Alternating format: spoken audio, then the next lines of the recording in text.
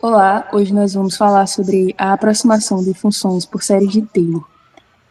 Esse estudo tem como objetivo explorar a aplicação da série de Taylor para aproximar as funções matemáticas, como cosseno, seno e exponencial, e analisar o erro absoluto entre as aproximações e o valor real, variando o número de termos da série e a distância do ponto de expansão. O nosso grupo é formado por Clara Alves, Débora Barros e Diego Daniel.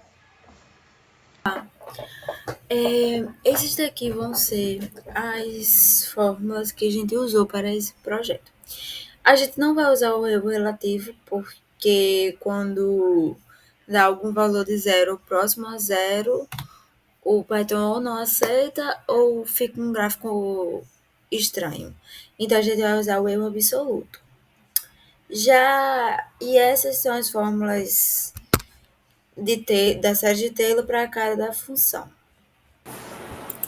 Aí, como Clara já falou, né, nesse caso aqui, a gente utilizamos, né, podemos usar a série de Taylor, que nos permite estimar o valor de uma função a partir de suas derivadas, né, e usando isso na fórmula do código, né, para a função do seno, a gente tem como objetivo, né, entender dois comportamentos: o erro de aproximação, que varia com o número de termos, e como o erro se comporta à medida que nos afastamos de um ponto de expansão, né? No código que tem aqui as bibliotecas utilizadas no Python, né? Tanto para os vetores, como também para as funções matemáticas, como fatorial, e para criar os gráficos.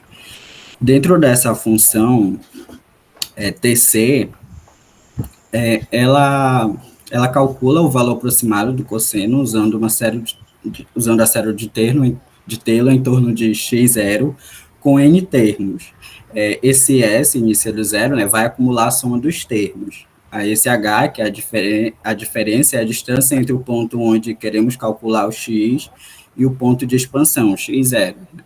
A lógica dentro desse for aí basicamente são as derivadas da função do cosseno, né? Segue um ciclo de 4 funções: cosseno, seno, menos cosseno e seno, cosseno em diante. Usamos também o resto da divisão por 4 para pegar a derivada correta, né? E aí, para cada termo da série de Taylor é calculada, como Clara já mostrou, a equação matemática, e vai somando tudo na variável S, que é o retorno. Mostrando aqui, plotando os gráficos, né? Plotando os gráficos, aqui temos a função de Taylor, que para 1 até 10 termos, sempre calculando o erro da aproximação em π sobre 6 e π dividido por 6. O objetivo é ver como o erro se comporta conforme usando mais termos. Criamos uma lista de n, de 1 a 10 termos. Para cada n, né, calculamos a aproximação com n termos e comparamos com o valor real para o mesmo, x igual a π sobre 6. Aí também a gente vai guardar aqui o erro em uma lista que mostra, né, como o erro diminui quando usamos mais termos na série, ou seja, quanto mais termos utilizarmos, o erro vai diminuindo. E aqui, chegando já... Falando agora sobre o seno, a gente vai aplicar o Taylor para o seno, declaramos as variáveis, como o Diego já falou, abriu-se o for e tudo mais. Também é uma variável cíclica, então vai usar a mesma ideia que foi usada para o cosseno.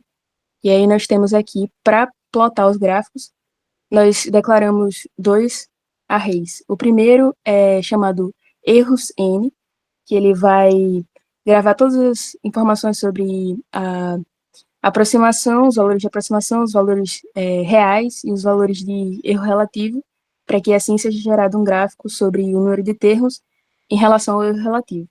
E o outro array seria chamado, né, de erro, que vai guardar todas as informações que eu já citei nos anteriores, só que nesse vai ser relacionado, vai ser gerado um gráfico relacionado à distância e o erro relativo. Bom, já mostrado os códigos, aqui temos os resultados dos gráficos. Como pode ver, são meio que parecidos. Não são totalmente iguais, mas segue a mesmo tem umas características comuns, como esses dois aqui, que são erro relativo em relação ao número de termos, dá para ver que quando o número de termos tende ao infinito, o erro tende a zero, tanto para o cosseno quanto para o seno. Já no gráfico da distância com erro relativo, a gente percebe que quanto maior a distância, maior o erro será, tanto para o cosseno quanto para o seno. Não tão diferente para o exponencial também. Quanto maior o número de termos, menor será o erro relativo.